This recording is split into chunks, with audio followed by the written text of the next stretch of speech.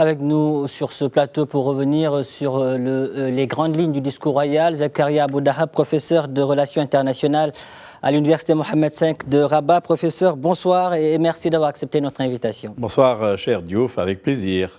Alors, nous l'avons vu dans son discours, le souverain est revenu sur le succès diplomatique du Maroc dans le dossier du Sahara, en parlant même de reconnaissance internationale accrue de la marocanité du Sahara. Pourquoi c'était si important aujourd'hui de mettre en avant cette réalité diplomatique, ce succès diplomatique en ce jour où nous célébrons le 49e anniversaire de la Marche verte? 49 ans se sont écoulés depuis le 6 novembre 1975 et Sa Majesté avait parlé de génération de la Marche verte dont j'appartiens fièrement. Et c'est une marche verte aux couleurs de l'islam, comme on dit, puisqu'il s'agissait de ressouder les liens entre le trône alawite et les populations du Sud. Cela est important et cela est intervenu après précisément l'avis consultatif qui a été rendu le 16 octobre 1975 par la Cour internationale de justice. La Marche verte est une occasion pour célébrer certes la fête, mais en même temps pour mobiliser les rangs et en même temps s'inscrire dans cette dynamique constatée quelques années déjà, je pourrais même dire depuis 2007, avec la proposition courageuse de ce plan marocain d'autonomie et tous les succès diplomatiques qui ont eu lieu par la suite, couronnés par des reconnaissances internationales, couronnés aussi par des ouvertures de consulats, mais aussi sur le terrain la dynamique que connaissent les provinces du Sud. Et donc tout cela permet à Sa Majesté le Roi de rappeler qu'il y a une sorte de fonds, un fonds commun à tous les Marocains dont ils doivent être fiers et en même temps il faut le préserver. Attention, il ne faut pas baisser la garde comme on dit et on va dire boucher les trous, ne laisser aucun courant pénétrer. Il s'agit donc, encore une fois, de mobiliser tous les Marocains, toutes les Marocaines, tous les Marocains autour de cette affaire qui a soudé effectivement les Marocains et en même temps a permis, je le crois personnellement, au Maroc d'affûter ses armes diplomatiques et d'être plus visible parce que cela rappelle tout simplement que la nation marocaine est une et indivisible et par conséquent, l'occasion aujourd'hui, ça a été donnée et offerte par Sa Majesté pour le rappeler. En tout cas, ce succès diplomatique du Maroc dans le dossier du Sahara fait grincer, on va dire, des dents à certains. Le souverain l'a d'ailleurs rappelé en faisant allusion à ceux qui réclament, je le cite, toujours la tenue d'un référendum rejeté depuis très longtemps par les Nations Unies.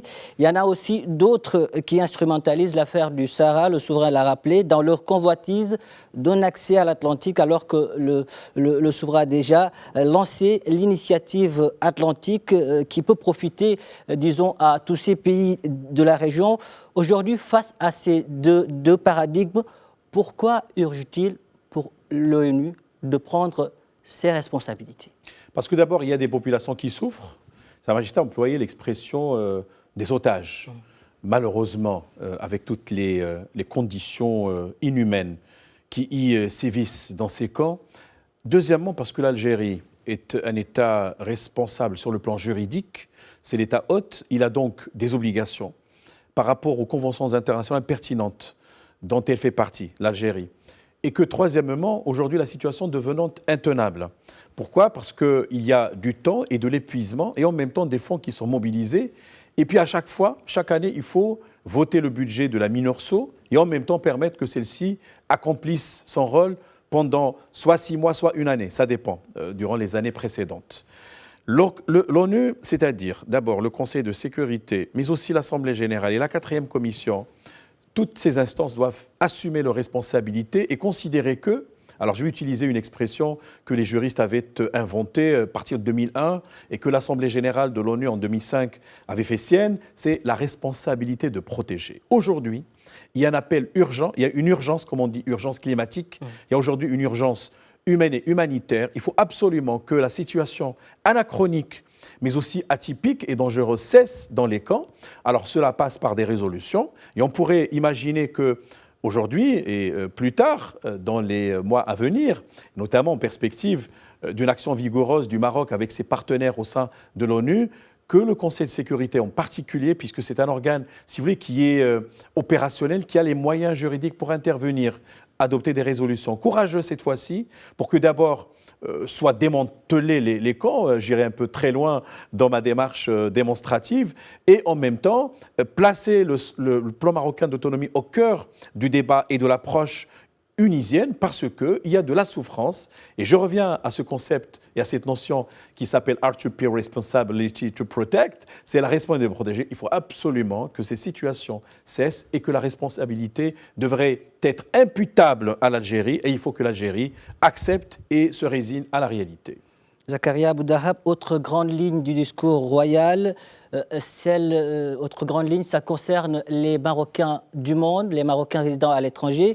Sur ce, le souverain a annoncé aujourd'hui une nouvelle transformation. Il parle d'une nouvelle transformation dans le mode de gestion des affaires des Marocains du monde. Que retenir à ce niveau? Tout à fait. Alors, ça s'inscrit dans la continuité des discours précédents, notamment celui d'août 2022.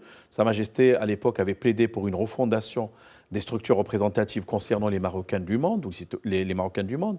Ça, c'est le premier point. Je pense que le temps a pris son chemin, j'allais dire, et en même temps, l'idée a mûri, parce qu'il faut quand même préparer le terrain pour, par la suite, formuler cette politique publique tant souhaitée par le souverain, une politique publique convergente, mais qui soit transversale, horizontale, finir avec la dispersion, l'éparpillement, concentrer, créer une plateforme.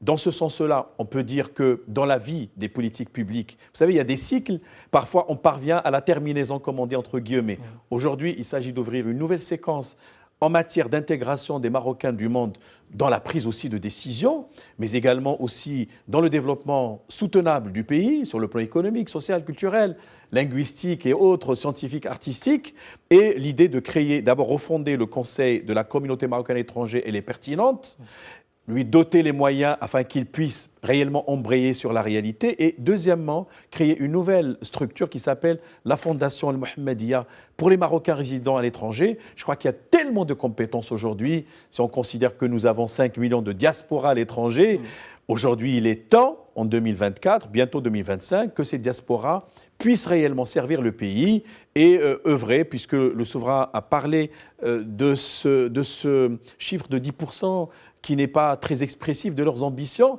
d'aller vers 20-30% de l'investissement marocain. Donc cela, évidemment, appelle à ce qu'il y ait une véritable refondation suivie, une véritable politique publique convergente à l'adresse des Marocains du monde. Zakaria Boudahab, professeur de relations internationales à l'Université Mohammed V de Rabat, merci. Merci pour toutes ces précisions. Merci d'avoir répondu à nos questions. Avec plaisir, Monsieur Pape.